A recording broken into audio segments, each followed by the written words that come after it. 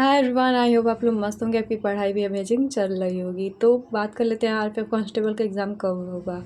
तो RPF constable का exam होगा 15 जनवरी के बाद ही, क्योंकि अभी तक शेड्यूल जारी नहीं हुआ। जो 8 जनवरी से शेड्यूल जारी हुआ था उसको कैंसिल कर दिया गया है और फरवरी में एग्ज़ाम होने के चांसेस नहीं है, क्योंकि एसएससी जेडी का एग्ज़ाम होगा और टीसीएस ही कराएगी दोनों एग्ज़ाम। 4 फरवरी से 25 फरवरी तक एसएससी जेडी का एग्ज़ाम होगा, तो उसके बीच में तो कहीं चांसेस है ही नहीं। और कंप्यूटर बेस पे दोनों एग्ज़ाम है, तो एक साथ तो एग्ज़ाम हो नहीं सकता है।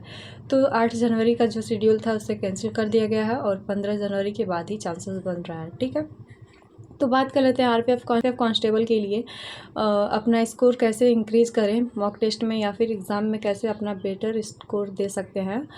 तो उसके लिए कुछ इम्पॉर्टेंट टॉपिक हैं, चैप्टर हैं, जिनको आप लोग अगर अच्छा से प्रैक्टिस कर लेते हैं तो आपका स्कोर भी इंक्रीज़ होगा। ठीक है, तो सबसे पहले मैं बात कर लेती हूँ अपने बारे में। मॉक टेस्ट में मेरा रीजनिंग और मैथ में कितना स्कोर बन रहा है। तो मैथ में एवरेज स्कोर की बात करें तो 27 से 28 क्वेश्चन मेरे सही हो रहा है। पहले जब एग्ज़ाम मॉक टेस्ट देती थी तो मेरा बहुत ही कम मार्क्स आता था, 20 से कम ही रहता था। बट मैंने ऐसा कौन सा चैप्टर यूज़ किया है, पढ़ा है अच्छा से, और कौन सा तरीका यूज़ किया अपने शेड्यूल में चेंज किया है जिसकी वजह से इंक्रीज हुआ है, उसके बारे में बता देते हैं। सबसे पहले चैप्टर की बात करें तो इसमें चैप्टर आएगा percentage, discount, average, profit and loss, CI SI और डीआई के क्वेश्चंस भी आते हैं, boat and stream, time and distance और स्पीड का भी, टाइम एंड वर्क और ट्रेन का। ठीक है, इसके अलावा एडवांस के जो भी चैप्टर हैं उनको अच्छे से कवर कर लीजिए। अपना फार्मूला याद करने के बाद से खुद से प्रैक्टिस सेट लगाइए। क्या होता है कि जब हम लोग वीडियो देखते हैं तो वीडियो के थ्रू बस देखते ही रहते हैं, खुद से सॉल्व नहीं करते हैं, तो यही कारण हो जाता है कि स्कोर नहीं बन पाता है। खुद से ट्राई करने जाते हैं मॉक में तो आप क्वेश्चन सॉल्व नहीं कर पाते हैं।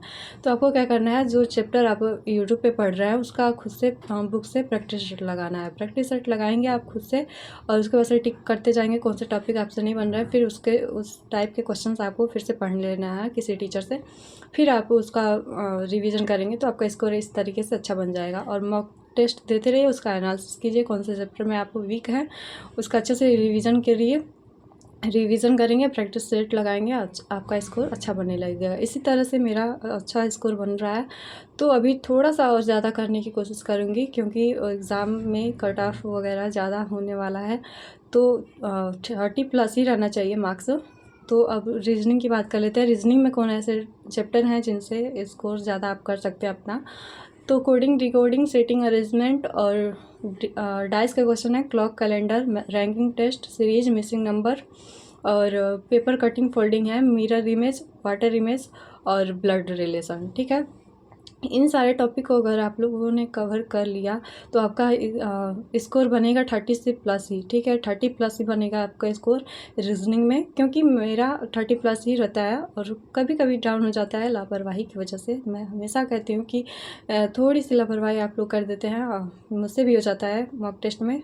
और रीजनिंग को लेकर के जो आसान क्वेश्चन होते हैं उनको हम लोग क्या करते हैं, जल्दी से देख के उसका गलत आंसर टिक करके निकल लेते हैं, तो इसकी वजह से थोड़ा सा लापरवाही मानेंगे तो इस वजह से थोड़ा सा गलत हो जाता है।